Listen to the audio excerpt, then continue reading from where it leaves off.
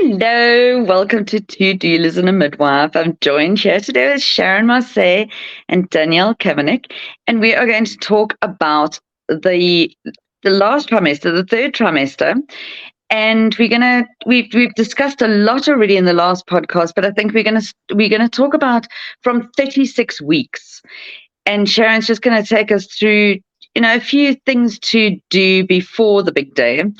Um, Diet wise, what you need to take with you to the doctors or the hospital, what documentations you may need. This is your time to decide whether you're going to have those vaccinations, what are your protocols, and inform everybody about everything. So we are going to delve deep into that last month of pregnancy. Very exciting. So welcome, Sharon and Danielle. If you want to introduce yourselves. Sorry, I'm Lisa. I'm a doula from Johannesburg, South Africa.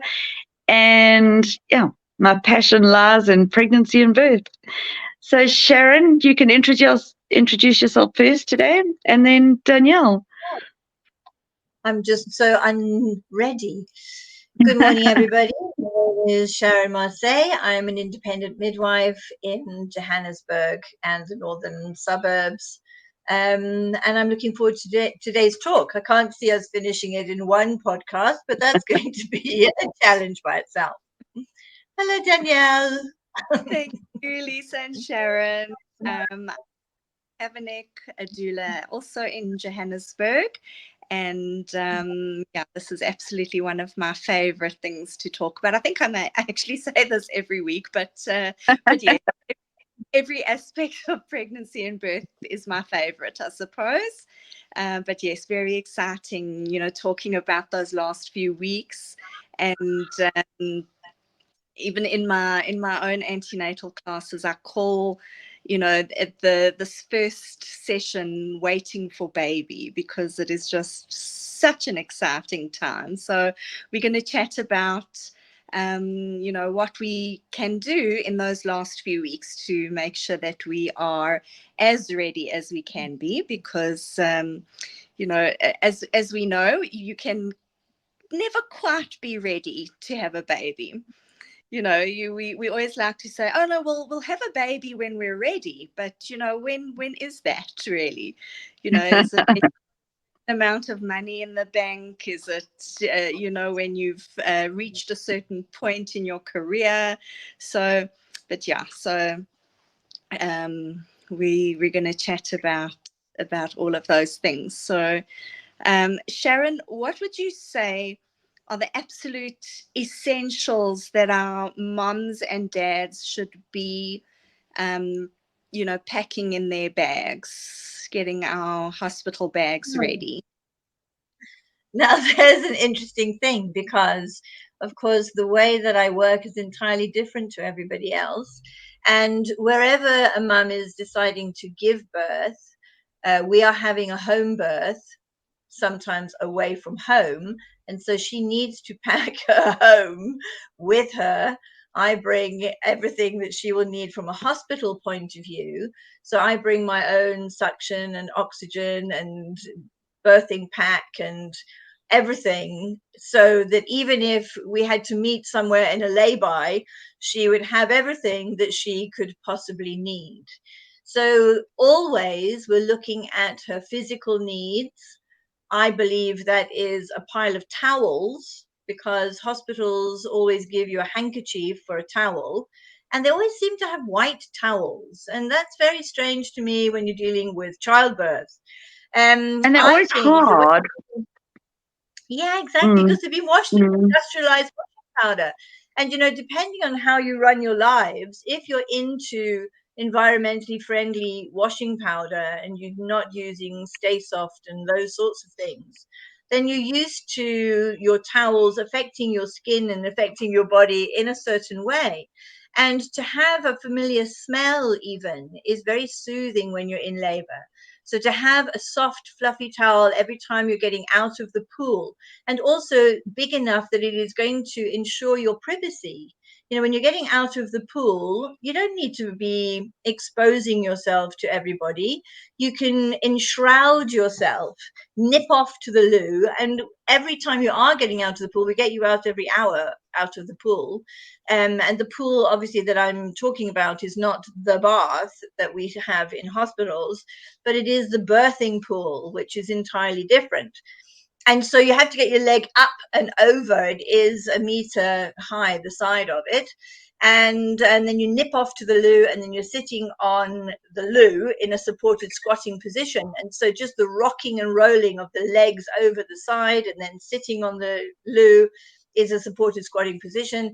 And so we are affecting the pelvis every time she's getting out of the loo, so that if we need to adjust the position of the baby, we are doing all of those things. You're not just sitting in the water waiting for time to pass and progress to be made. She's constantly, this is the beauty of the water, is her movement. It enables her, because it is 1,000 liters of water, and it gives her buoyancy.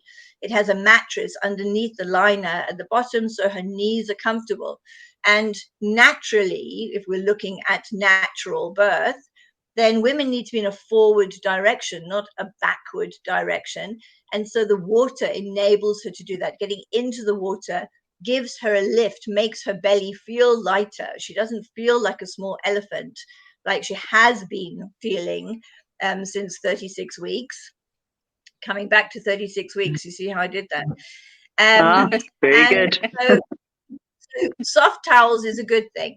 Having ugly towels as well is a very useful thing, because then we can throw them on the floor, so she's not going to slip from the loo to the pool and vice versa. And so we've got things to mop up. So we bring, you cannot imagine, everything under the sun, right down to a cleaning up bucket and cleaning up materials, so that we don't have to push a button ever for somebody to come and help us or clean something up or mop something up. We go in, we shut the door. She can make a sign for the door. This is a birth in progress. Please do not disturb. So that she's not disturbed. We know that every time a woman is disturbed in labor, that we can add on an hour to her labor. And sometimes it's the person coming in to ask her what she wants for lunch. Does anybody ever know what they want for lunch when they're in labor? I think that is a challenge by itself. And it could sometimes be the janitor who's coming in to empty the dustbin. So we go in with absolutely everything under the sun. It comes down to her shrine, her affirmations. Her shrine is incorporating the spiritual side of her journey through labor. Her journey, the baby's journey, are in communion, but are not the same, obvious. And so her journey, sometimes, because she is climbing Mount Everest, there will be times when she will think, what on earth was I thinking? How did I ever imagine that this was something that I could achieve? That is a normal thought process for a woman in labor. And when she thinks that, and she sometimes can have a conversation with herself about how she realizes she is only a freckle on the face of the universe, and how could she ever imagine that she would be big enough or strong enough or powerful enough to give birth to this baby. And sometimes her shrine then might be a pebble that she found on the beach in her honeymoon, or it could be a necklace that her granny gave her. It's going to reach into the past. It's going to connect her to the spiritual side of, and interestingly, how last podcast we were talking about religion, and how when you have religion, birth tends to be a lot easier. So when she can reach out to, oh my God, please help me, and she feels that change, then she is empowered and she can. So we bring candles, and candles are aromatherapy candles, so that the smell in the room is not one of a hospital, but that she is imprinting on the room her comfortable place, her comfort zone. She will put up her affirmations on the wall, and she's written these at 36 weeks. See, there I come back to 36 weeks again. She's written these from 36 weeks so that she gets comfortable with them. There's 2 lots of affirmations that I get my mums to do. The first of all comes out of her journaling, all the things that she has enjoyed about her pregnancy, everything that she's looking forward to in her labor. She is addressing everything she has learned about herself and her relationship, and what she is looking forward to, so that again she is arriving in the labor zone in a positive way.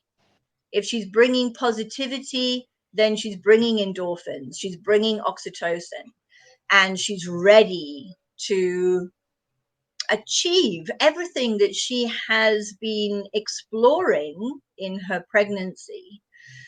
So affirmations from her might be: keep your shoulders down, keep your hands soft, breathe in through your nose, breathe out through your mouth, keep your jaw soft, because keeping your jaw soft keeps your cervix soft, open your mouth so you open your cervix. All of these sphincters are connected. And if she's breathing like the waves on the beach, then she can hear the rhythm of her body, and the rhythm of the sea relaxes us. So as soon as we can have the image of ourselves walking down our favorite beach, maybe in a skirt, maybe the skirt is swinging against your ankles, and you can feel the sand hitting your feet and hitting your ankles, and you can breathe in the sea air. And when you are walking along the beach then, and perhaps you've got your favorite Jane Austen book in your pocket, and you've got a big hat on, and the sun is warm on your face, and you've got a picnic with you, you've got your blanket you can throw down on the sand, you've got a big brolly, and you can sit there and watch the children playing in the waves, or the tidal pool or something. Maybe there's fishermen out there. By the time she's put her picture together, the contraction's over. And every time she can feel it arriving, then she knows where to go, and she knows how to get there, and her affirmations are in front of her, and she can bring herself back to that place and produce her endorphins. So the other affirmations that, of course, the modern woman is looking at is the stuff from Pinterest or Etsy, about she believed she could, so she did. You know, Winnie the Pooh is very wise, and Dr. Seuss is very wise, and funny pictures. And if you see Winnie the Pooh playing poo sticks or something, and he's dropping the stick in the river and running over across to the other side of the bridge to see if his stick's coming out. All of those things, like you're smarter than you think, and you're better than you imagine, and all of those things. Give a woman 20 seconds and she can change the world. You know, that stuff. There's nothing more powerful than a determined woman. So that's the colorful stuff. And those things, she can have those laminated, so that particularly with her daughter that she is birthing, she's going to have her album that she can come back to. There you go. Yes. There you go. Yes, I have it on the wall behind me too. So in her daughter's preparation, there will be times when it's a rainy day and her daughter wants to sit with her album and look through all her affirmations and the preparation that her mum had for her birthday. It's not the same for boys because they don't care. But girls, it's a wonderful thing for a girl to have her family history, the diseases that are prominent in both sides of the family. Thank you. You know, her father's side, her mother's side. What is her family history? And if she's got that connection into birth, then it's an exciting thing. We don't have to terrify the next generation regarding childbirth. We can prepare them for the power and the glory of their bodies. And we can change the world that way. I think that if we can change the world through one child at a time, then the world is going to be a happy place. That's what I think. How did I get there? So that's her affirmations. So she's got her candles, and also on her shrine, she's going to have photographs so that she can look up and see herself smiling. When she sees herself on holiday, bronzed and happy, and there they are together as a team beaming out at her, she can't help but smile. And anything that makes her smile is going to help her to relax and to produce endorphins. So she wants to see that. She wants to see in her shrine things that are reminding her that she has been challenged before. She's been challenged physically, and it might have been learning to swim or riding a bike, that she thought, there's no way I'm going to ever get this. And then poof, she did it. Labor is like that. She's going to think in labor at some point, there is no way I can do this. I cannot get this child out of my body. And then poof, it's finished and she's done it. And she's going to look back and think, I can't believe it was so quick. And look at that. The baby just fell out. And then she needs to have reminders too of mental challenges. It might be certificates that she acquired that she had to write exams for, where she thought, I'm just wasting my time. I'm not ready for this exam. I'm never going to pass it. I shouldn't bother going at all. And so she rocks up anyway because, she set the alarm. So she rocks up, she writes the exam, she gets the certificate. And again, to remind her, mentally, she's been challenged. Physically, she's been challenged. Spiritually, she's been challenged. And if she's looking at all of these aspects of her and her relationship, because, one of our big differences is that I prepare the dad for his role in her labor. And he, being the oxytocin provider, means that he has been doing his journaling. He has been preparing for how does he best support his woman in her life, not in her labor. What is his role in her life? How do they travel through the world as a team? How are they going to be parents together? This change that is coming is not a change that's going to change her and then he goes back to his old life. This is a change that is changing them. And if we can see that, and if he is changed by this pregnancy as much as she is changed by the pregnancy, and one of the funny things is, of course, the body image of a woman when she's been through pregnancy, one of her heartfelt worries is that she's not going to be sexy for him anymore. She's not going to look the same. Her body has changed. And men think, oh yeah, let me just see if your body has changed. They don't ever consider that their body has changed. Hello. We think that we're going to look the same when we're 40 as we did when we were 18. No. The male body changes just as much as the female body. And so we need to be aware of loving each other forever, despite all our warts and faults. And so getting him ready for, how does he put pressure on her back?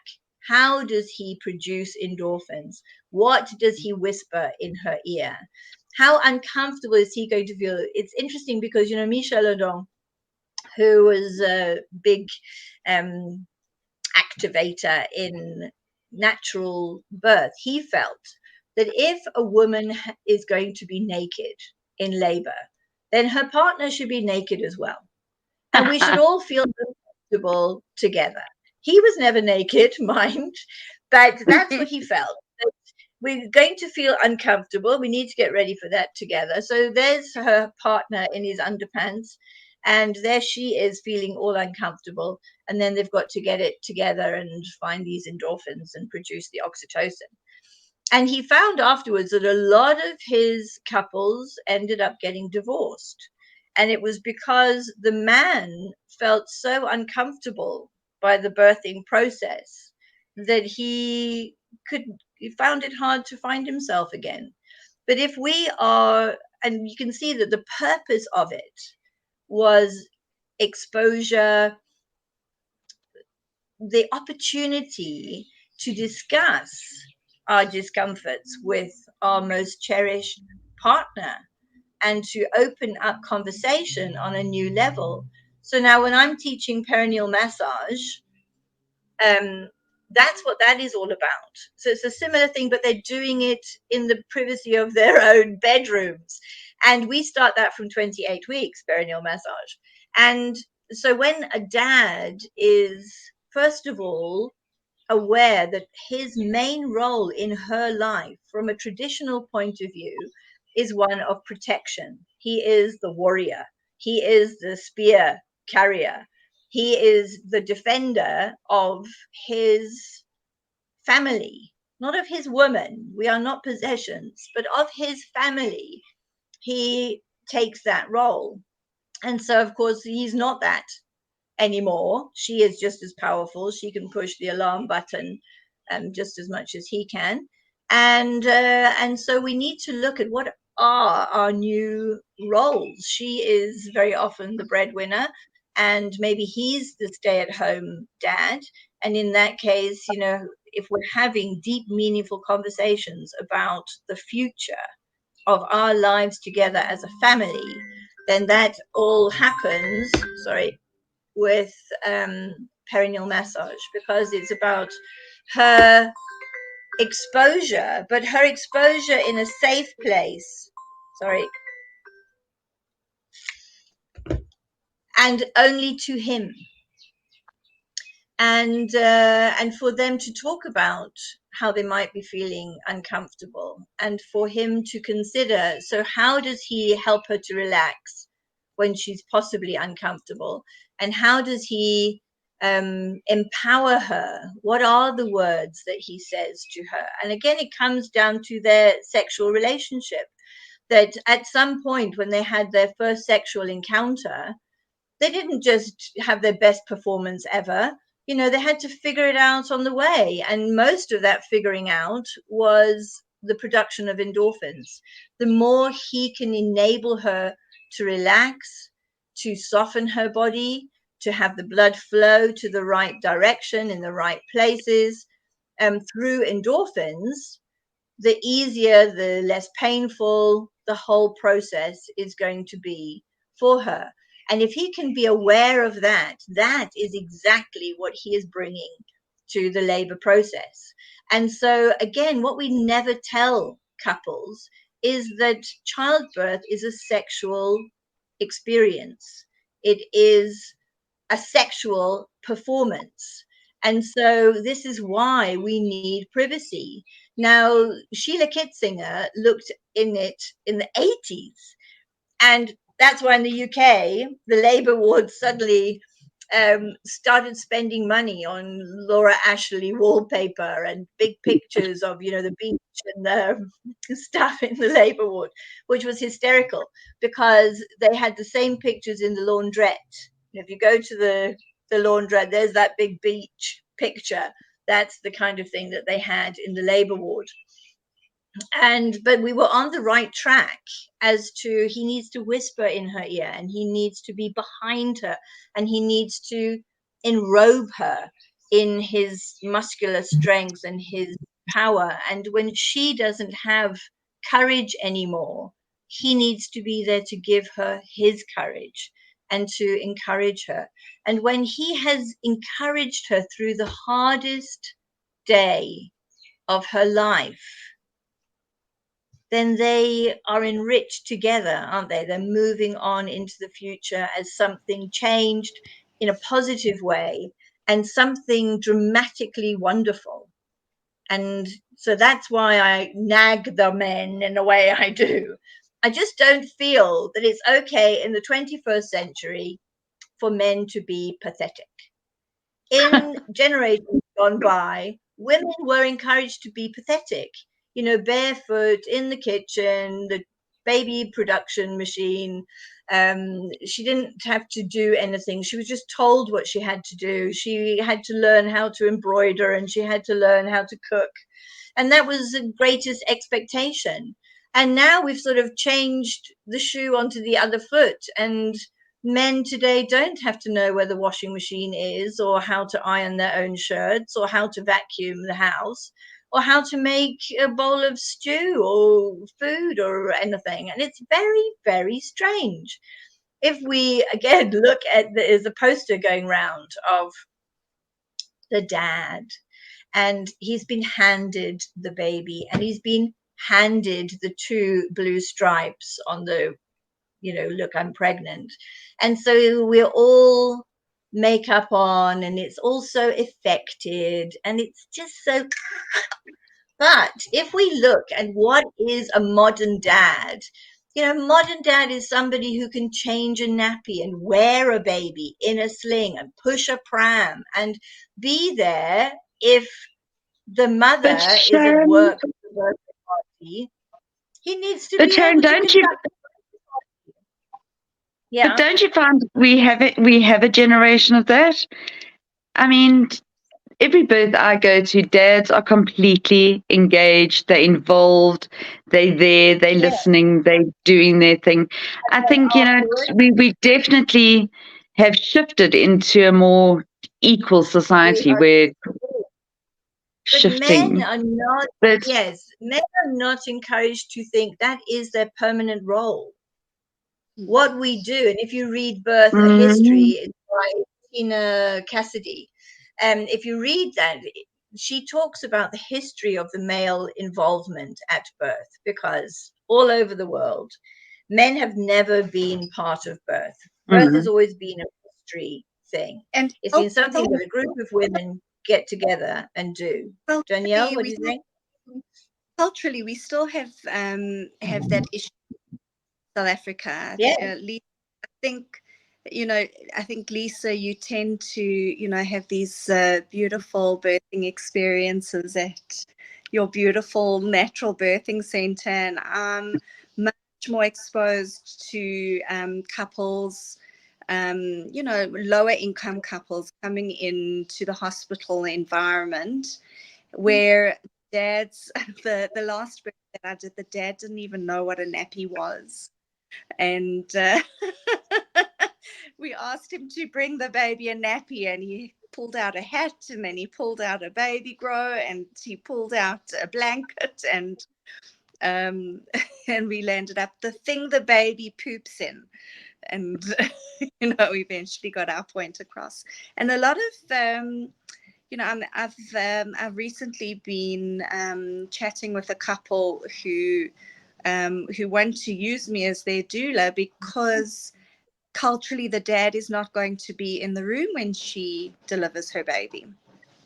yeah. So, so it's But that doesn't mean that he's to be absent. No. Culturally, when he's not in the room, it doesn't mean that he's not a part of that child's life.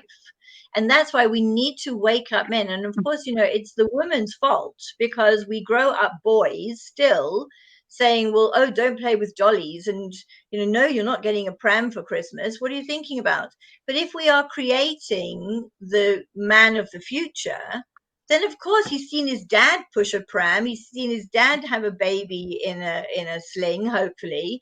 And so of course he needs to have babies and dollies and push them and have a car seat for them and bath them and be a regular full person, because we're in this state of confusion in the world where women are grasping their new role, but men are in a state of confusion and they don't know what their role is. They're no longer the warrior, but what are they now? And so we do need to inform them that if we're going to be a joint power and a force to be reckoned with, then this is you and this is me, and I need to produce my power through my oxytocin, which comes from you, and my endorphins is my pain relief.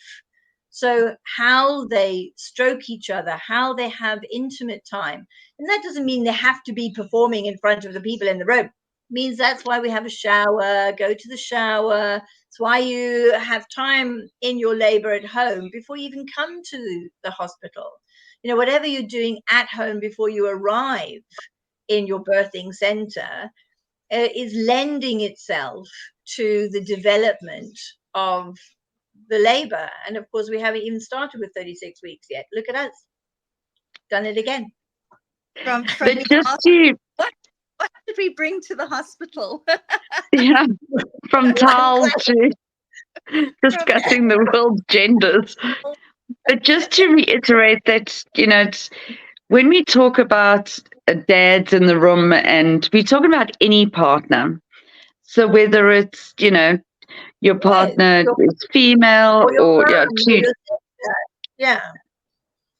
But of course, your sister isn't going to produce endorphins in you, and your sister isn't going to produce the same kind of oxytocin. There is a kind will of make you laugh. Yes, that kind of endorphins. Yes, because exactly. your mum, depending on your relationship, and that's why we have a different relationship with our life partner. So whether you have, two mums who are going to raise this child, or two dads who are going to raise the child, and they have a surrogate, then still that is endorphins, and that's oxytocin. Either comes in a bottle if you're having a regular hospital birth and they put it into a vein, there's your oxytocin. Now somebody else is going to regulate the frequency of your contractions and the power of your contractions, and you're going to have to run along that beside that train and try and keep up with it. Or if it's coming from a natural source, it's the equivalent of the tide coming in. The tide, you don't know the tide's coming in. You think maybe the tide's coming in. I'm not very sure. And then you notice that the waves are just tickling your toes, and maybe, oh, now they're hitting my ankles, and now they're up to halfway up my calf. And eventually they're going to lift you off that beach, and they're going to keep you in the sea. And as long as you've got a rhythm going with your feet paddling underneath, and you've got a rhythm going with your breathing, then you're going to keep your head above the water, and your rhythm is going to see you over those enormous waves of contractions or surges or whatever you want to name them, and see you through a powerful event. But at the same time, you are producing endorphins. If you're getting artificial oxytocin, you don't get any endorphins. And that is why you need man-made pain relief in that case. You will need drugs for pain. And that's why Sharon, labor is so painful. We've gone into labor now. We have. How did we get there? Danielle, it's your fault for asking what to put in the bag. Going into labor. Okay, that's next week's topic. Right. Let's go back to 36 weeks and the milestones. We're going back to 36 weeks. So 36 weeks, you now have hit, you can see the finish line. It's there. It could be any time from a week to 4 weeks away. So now we need to pack the hospital bag. We need to make sure we've got everything. 5 weeks or 5, away. even 6 weeks. First babies are usually post dates, and first baby is the most common date to have your first baby on. It's 10 days after your due date. If you have the right team that is monitoring you, keeping you safe, discussing things with you, and making sure that you are fine, your baby is healthy. Okay, so I on my website, doulamore.com, if anybody wants to go there, I do have a packing list there. But talking through the, what to put in, I think the most important is to think about you. What do you need to take to the hospital? Not what baby needs, because baby needs very little at the hospital or at the birthing center. I'm not saying hospital as in, So, because what I've seen is moms and dads tend to pack this huge bag for baby, 16 different outfits, little ensembles they want to put in, and they've put in every baby product they've got. And then mom's got one T-shirt and a mismatched sock. So we need to think about what mom's going to need. And those things are her front opening pajamas or a gown where she can easily access her breasts instead of lifting up a shirt or anything. I always say to moms, please just bring a gown, and that's all you're going to wear while you're here. It's just a gown that you can just undo, and baby's got full skin to skin. There's no material. A man's pajama jacket, particularly if it's his and it smells of him, And if Yes. he's never worn a man's pajama jacket, then it's a wonderful opportunity to introduce him to his old age clothing. He can get it back when he's old and wearing pajamas. Because if So it smells I of would his aftershave, then there's endorphins and oxytocin. And it's exactly. washed with friendly washing powder, and the baby never has to be on something that has been washed in industrialized washing powder. Hence And that's sheets what and I'd blankets. say as well with the babies receiving blankets. Sleep with them for a couple of nights in your bed with you so that that blanket smells of you. And then when you wrap baby up, it's a comforting, warm, and secure smell and feeling. So we want those things for babies, absolutely. But for mom, we need those maternity pads, linen savers, and nutritious snacks. Lots of nutritious snacks for dad as well, because dads seem to get tired. Sorry, Donnell, yes? I have to jump in because I have seen so many times where the dads, they may pack things for their partners, but they don't pack things for themselves. So so I also have a bag for dad and all the things that dad has to remember. And he also needs pajamas, especially if he's going to be able to stay over. And he also needs to be comfortable, and he doesn't want to be in a position where, oh, I left my toothbrush at home and I don't feel nice. And he must also be comfortable. And it is so important that mom and dad are able to keep their energy up during this labor process.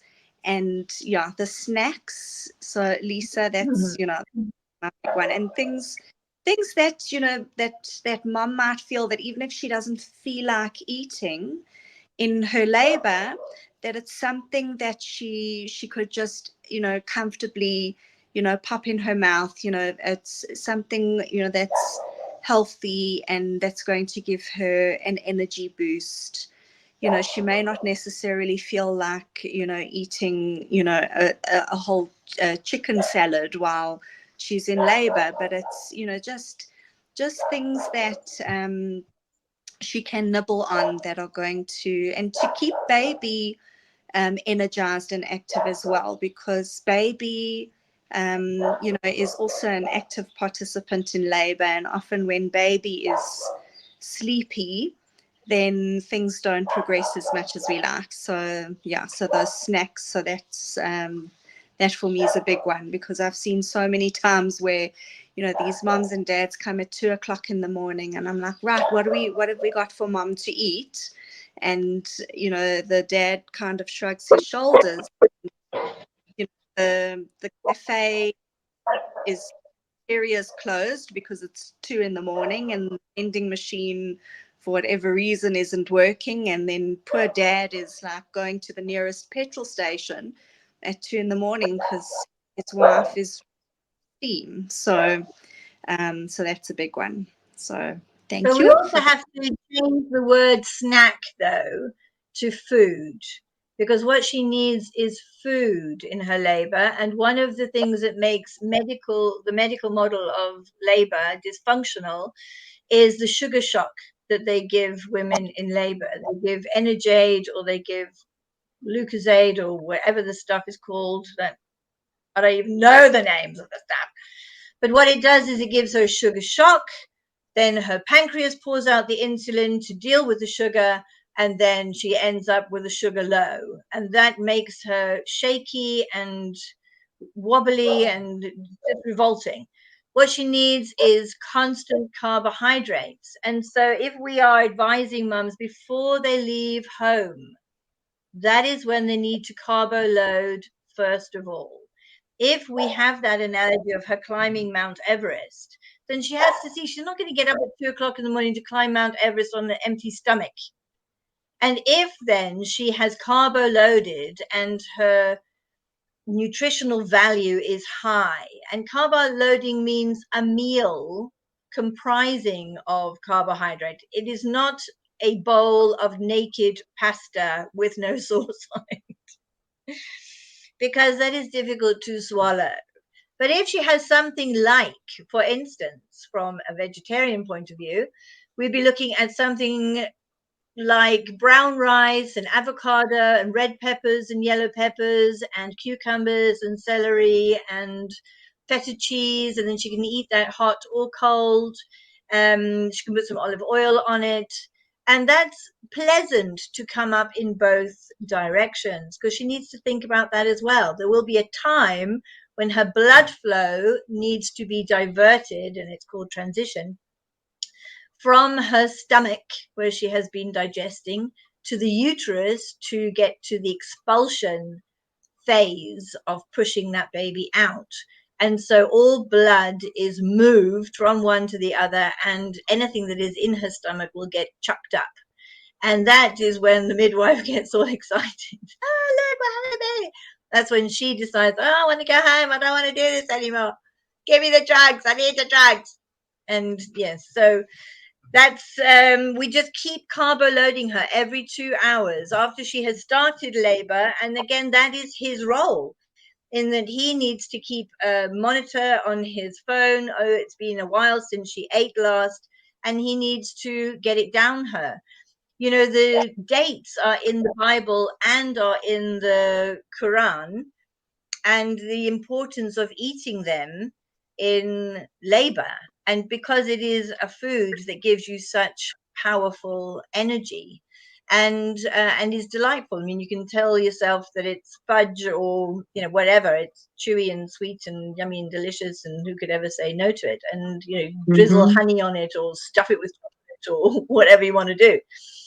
But you don't want swings and roundabouts of sugar shocking and sugar lows.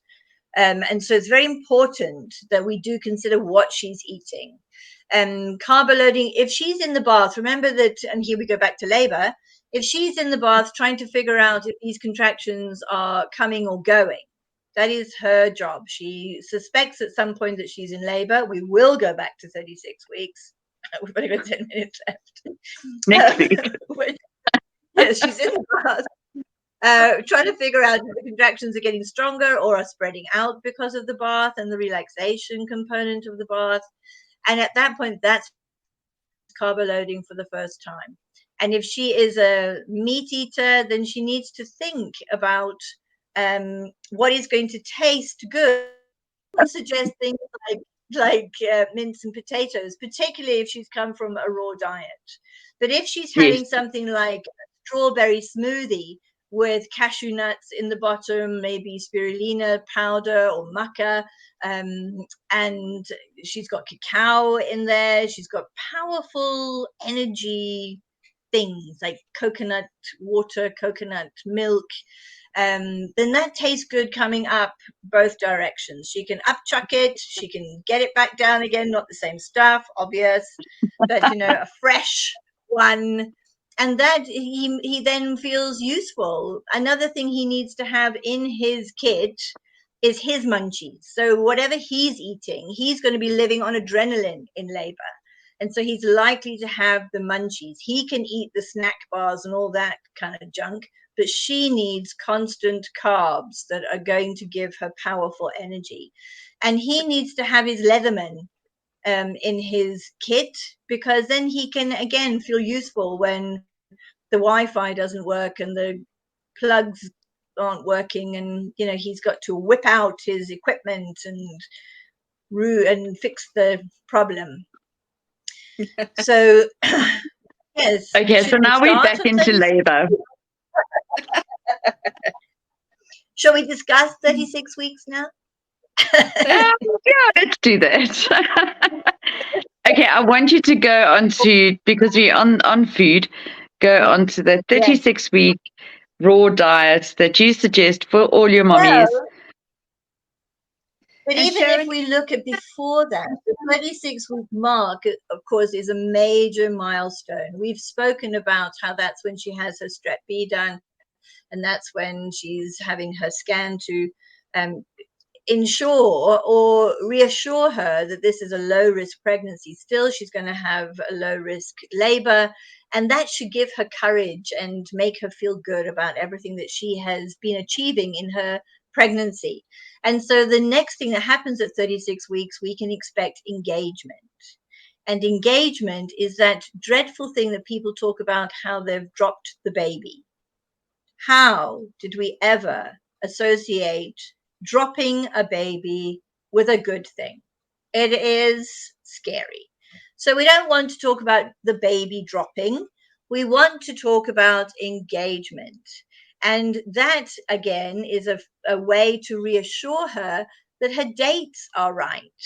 If her baby engages before 36 weeks, we can suspect that perhaps she is more pregnant than she thought. And maybe we want to just go back there and check her dates and see, maybe this baby's coming sooner than she anticipated.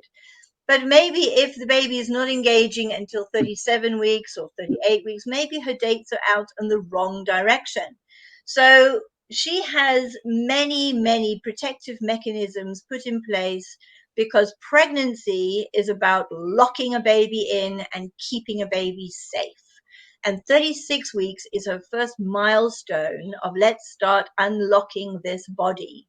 So she will notice that her shape changes. Until 36 weeks, the baby's bum, hopefully, and not the head, is up there under her rib cage.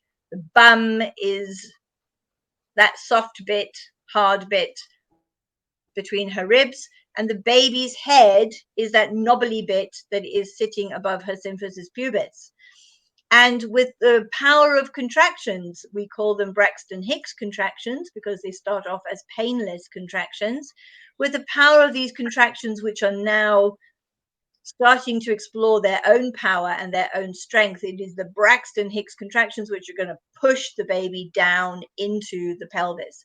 So in order for that to happen, the uterus is going to change shape.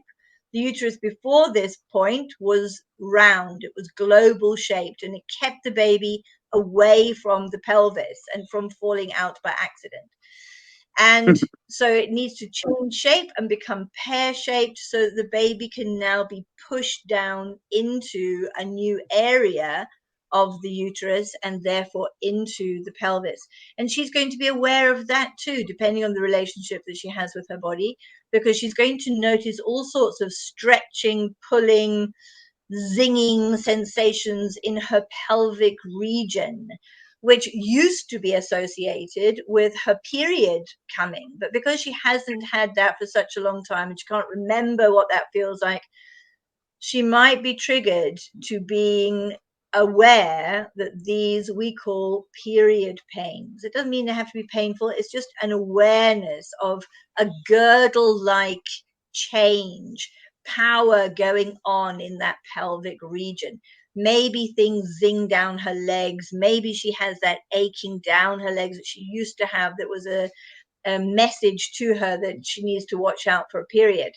Now, that is her uterus changing shape and the invitation of her body for that baby to descend into the lower part of her abdomen so that further change can take place. And further change is that her cervix, which is kept up round the back of her body and is pointing towards the rectum, is now going to start changing its consistency and its position, and it's going to start traveling. So if she is somebody who has been used to checking her own mucus to see if she's reaching a fertile period in her cycle, or if she is somebody who's had an intrauterine contraceptive device and she's used to checking the strings in it, or she has been applying a cervical cap, then she is aware of her body and she knows what her cervix feels like and where to expect it. Again, if you consider that the vagina is a blind-ended tunnel, there is only a cervix in it. It is not that hard to find. So she has clean hands and she's sitting on a clean loo, or she has a wall behind her and she is squatting with flat feet on the floor, she can lean forward, not lie on behind her cervix. That is not an easy thing to do. But to lean forward to find your cervix is a much easier way of doing it. And she can then reassure herself that when she's checking for it, or he's checking for it at 36 weeks, it is hard, like the end of your nose, and it is closed. There is no space in it, unless, of course, she's had a baby before. And again, engagement is different if you've had a baby before. We should remember to come back and talk about that. But with a first baby, the baby engages and then only continues to be pushed in one direction by the power of these contractions. The baby will get lower and deeper and deeper and lower, and eventually sit on the cervix and apply pressure from the top onto the cervix. And the contractions, Braxton Hicks or labor contractions, will pull the cervix up and open and efface it and therefore dilate it at the same time. So she's got this power that is growing in her body, and she can embrace it and she can work with it, and she can practice her breathing and the positions that she feels comfortable in when she's having these contractions, and she can celebrate engagement. Then she can check her own cervix and see that it is traveling as the baby is pushed down by these Braxton Hicks contractions and engagement takes place. It starts off very posterior, and she might swear she doesn't have a cervix, she can't find it. He certainly will say that she doesn't have a cervix. He's looked for it, can't find it. No, not that. And then as things are displaced, as the baby gets deeper, so becomes more forward, and eventually it will become central in front of the baby's head, which is so blooming clever, because now the cervix is lining up with the vagina, and you can see how that becomes a birth canal. How brilliant is that? Love it. Can be a bit of a target, because particularly if you've had a baby before, the baby comes down into the pelvis and then disengages and then engages again and then disengages, and so the cervix is around the back and then the cervix is in the front, and then it's changing. But what isn't changing is that it ripens all the time. It doesn't go back to a hard state. It takes weeks to ripen the cervix for the first time. It's not something, labor is not something that happens in a day. It's ripening, it's softening, and it's ripening because her hormones start to shift. And her hormones shift in its biggest way at 38 weeks, because that is when the placenta is past its sell-by date. And so the hormonal output from the placenta starts to decline. And that encourages the next milestone and the shift towards let's have this baby. And that's why babies are full term, human babies are full term at 38 weeks, unless, of course, you're having twins, in which case it's 36 weeks. But at 38 weeks, we can expect babies to arrive if they need to be born. If the stars are right in the sky for that particular child to be born, then they're very welcome to come at 38 weeks. And women should not be talking about how the baby came early or the baby was premature, 2 weeks premature. Babies are fully mature at 38 weeks, and everybody needs to be ready to accept them maybe tonight, maybe tomorrow, maybe tonight, maybe tomorrow. But it's much better if she just dumps that thought completely, has nice things arranged for herself from 38 weeks. Go to a movie today. Go and have an Indian head massage. Don't go and have your nails done in those stinky gel places. Do it yourself like we used to do in the olden days. And so she's arranging nice things. She's keeping herself distracted. She's keeping herself busy because, of course, now she's on maternity leave. And so many women get confused with just maternity leave. They think this is me waiting for the baby, which is why they want to be induced and they want people to meddle with things because they're getting bored. So she needs to have a conversation with herself about what else can I do? What do other people do when they're at home? How can I have lunch maybe with somebody? Those kinds of things. She needs to be creative, and she needs to maybe learn to crochet, or she needs to paint. She needs to think of other therapeutic ways. She needs to get her journal out. She needs to have fun, go for long walks in nature, not on a treadmill. A treadmill is fine, but nature is much nicer. at this point, this is where I just absolutely encourage my couples to spend as much time as possible together, to date each other, because it's going to be, the last time for a while that it's just them.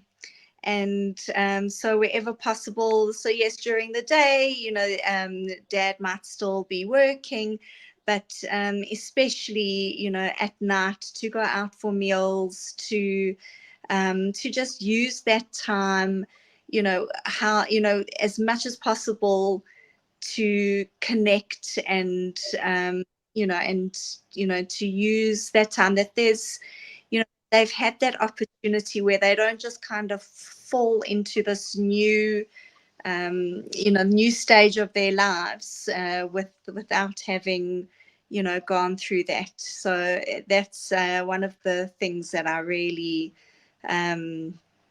encourage my couple. I agree. Find each other again before this moment. Yeah, snogging with tongues is very important.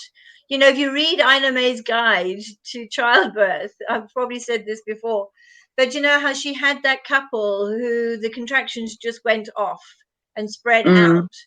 And so she told them to and get it all together and go and have a good snog.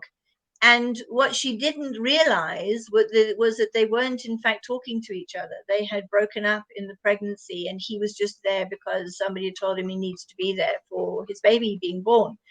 And so, of course, the midwife had spoken, and so off they went together to go and be intimate.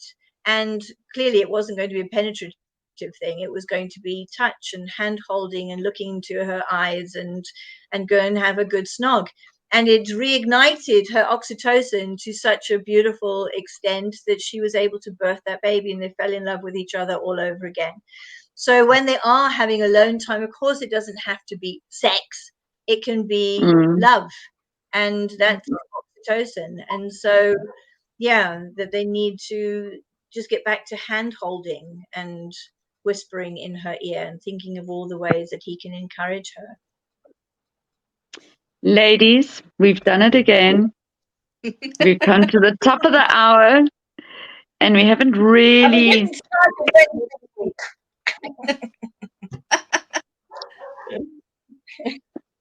Oh, sorry. Let's start our next podcast with 36 weeks. Lisa, yes, I think it's going to be... That. I'm going to label this one as a chat. So we'll start 36 weeks again next on the next time, and we will carry on with everything and write a bit of a script on what we're going to say. But I love it. I love our conversation so much. I love that we go off and we explore other areas, because I think it's all important, even if it's not on topic. It's all important. It's all interesting. So thank you. Yeah, I think so. Yeah, because otherwise, if we had an agenda, we'd forget all these important tips. Exactly. So no, it's wonderful. And again, thank you, Sharon, for all your wonderful knowledge. It really is phenomenal listening to you and understanding deeper and deeper. So you go have a lovely week, and we'll see you soon. Bye, everyone. Bye. Thank you.